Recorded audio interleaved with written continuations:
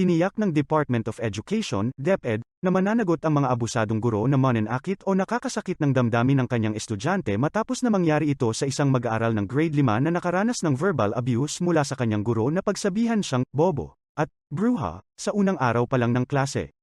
Base sa nag-viral na post, isang netizen na nagpakilalang tiyahin ng biktimang mag-aaral ang nag-share sa FB at sinabing nakaranas ng pang-aabuso ng teacher ang kanyang pamangkin na kung saan tinawag siyang bruha at bobo na isang emosyonal na trauma sa isang bata.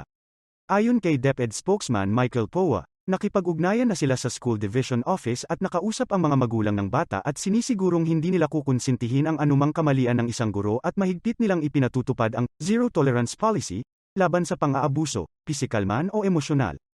Mahaharap sa administrative proceedings ang guro base sa DepEd rules.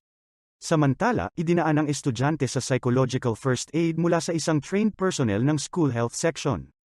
Ayon sa netizen na si Jeannie Vargas na umuwing umiiyak ang grade 5 student matapos ang panlalait ng guro. Paano mong nasasabi mga gantong bagay sa isang 10-year-old sa pinakaunang araw ng pasukan nila? Kung hindi po masaya sa pagiging guro sa mga bata, hanap na lang po ng ibang career. Huwag niyong idamay mga estudyante na sumusubok palang lumaban. Huwag na tayong paikot-ikot dito. In-approve niyong presyo ng high-end. DBS PM mismo ang nag-approve, 45,000 mid-level eh. Ito, 58,000 high-level. Hindi namin in-approve yun, Your Honor. Kakasabi mo Nagbigay lang- ang PSDBM. Excuse me, sir. You are changing your answer. If I ask the stenographer to repeat, sinabi mo na kanina, ikaw yung nag-approve. Hindi ako nag-approve, Your Honor. Hindi ko sinabing ako ang nag-approve. Ang sinabi namin, nagbigay ang PSDBM ng action slip And you na said yes. kinongker ng ICTS. And then you yung Hindi ko concur. sinabing ako ang nag-confirm And you o concurred. ako ang nag-concur. Hindi ko sinabi yan, Oh. Your Honor. I did not. I did not.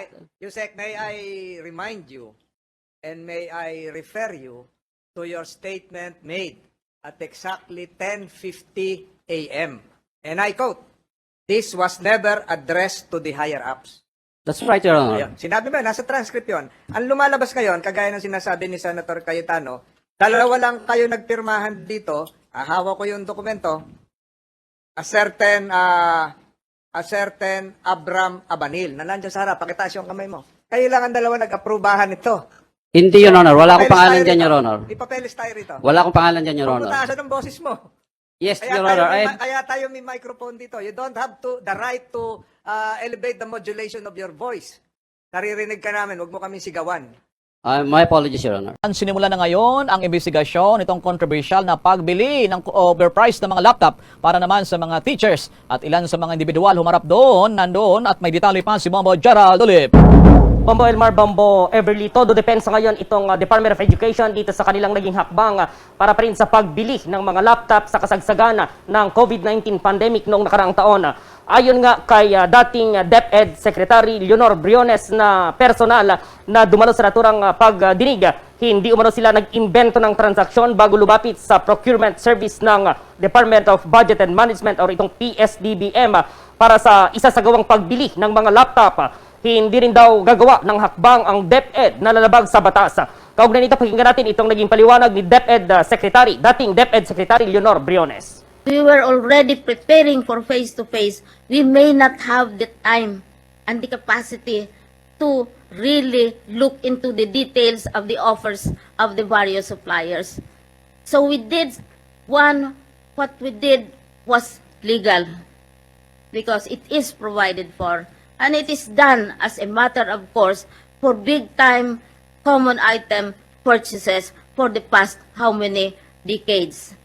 What I have submitted are all the acts which I have engaged in, all the actions that I have taken from the time that we signed the memorandum of agreement with full legal basis for the information of the committee. And my undersecretaries and other officials can assist in answering the various concerns. These are all on record. Yes, we have a back, but we don't have a big enough back to specialize in a 6-month plan to provide computers at a time of a lockdown, at a time when chips were not produced, at a time of COVID, and the supply was very, very limited. So, Mr. Chair, thank you very much for Thank you, ma'am. this Thank you, ma'am. opportunity. Thank you. Samantala, sa ibang balita naman, ipinag-utos na ng Department of the Interior and Local Government o DILG sa Bureau of Jail Management and Penology o BJMP Chief, si Jail Director Alan Iral, para imbestigahan pa ang pagprotesta ng mga na-inmates o yung mga bilanggo doon sa Iloilo District Jail kahapon, kung saan ipinapanawagan ng mga bilanggo na tanggalin daw ang kasalukuyang warden dilan sa kawalan daw ng pagkain para sa natura ng mga preso. Sinabi ng DILG sa isang statement na ipinag-utos na rin ng ahensya ang temporary relief sa jail warden na si Chief Inspector Norberto Misiano. Natasan na rin ng DILG si BGMP 6 Regional Director Clint Tangere para agarang matugunan ang mga concerns ng mga persons deprived of liberty at matiyak na makakatanggap ang mga ito ng sapat daw na pagkain at iba pang mga essentials. O narito na sa halos isang daang mga inmates ang nagprotesta at umakyat pa sa bubungan ng Jail Administrative Building at ito nakalipas na araw na may hawak ng mga banners at may nakasulat na nagpapahayag ng kanilang gutom daw at nawagan pa na patalsikin nga ang kanilang jail warden. Sa katunayan, sa ilang mga bansa ngayon tulad ng Singapore, Thailand, ito ang may pinakamataas na bayad na opisyal ng gobyerno ay ang mga nasa imigrasyon. Samantala, pinuri po ni Presidential Advisor on Peace, Reconciliation and Unity, Secretary Carlito Galvez Jr., si Department of Social Welfare and Development o DSWD, Secretary Erwin Tulfo, dahil pa rin sa mabilis nitong pag-aproba sa inisyal na pondo para matulungan itong mga dating rebelde para ma-reintegrate ang kanilang mga sarili dito pa rin sa pamahalaan. Ayon kay Galvez, ang naturang pondo ay invaluable, partikular na po itong paglikha ng mga trabaho at iba pang socio-economic opportunities para sa mga dating rebelde na nagdesisyong magbalik loob sa pamahalaan at isuko po yung kanilang armasa. Una rito, ipinangako nga ni Tulfo ang initial 287.95 million pesos mula sa DSWD para sa pagpapatupad ng sustainable livelihood, itong modified shelter assistance maging ng cash for work programs.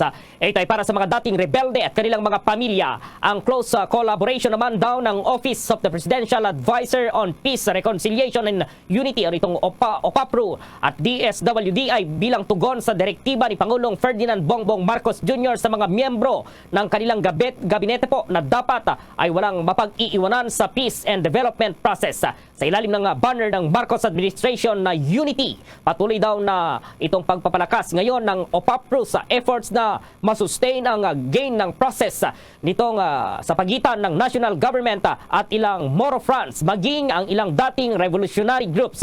Noong Agosto 12 lamang po ang Peace Agency kasama nitong Office of the Special Assistant to the President at Office of the Press Secretary ay pinangunahan itong inaugurasyon at oath-taking po ng mga bagong appointed members ng Bangsamoro Transition Commission, ang interim government ng Bangsamoro Autonomous Region in Muslim Mindanao o itong BARM.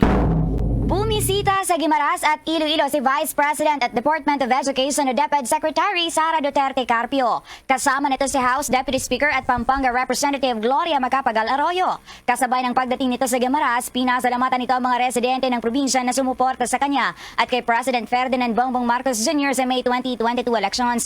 Si Duterte ang panauhing pandangal sa One Guimaras Convergence for Sustainable Agri, Fishery and Ecotourism Development sa Provincial Covered Gym sa San Miguel Jordan, Guimaras.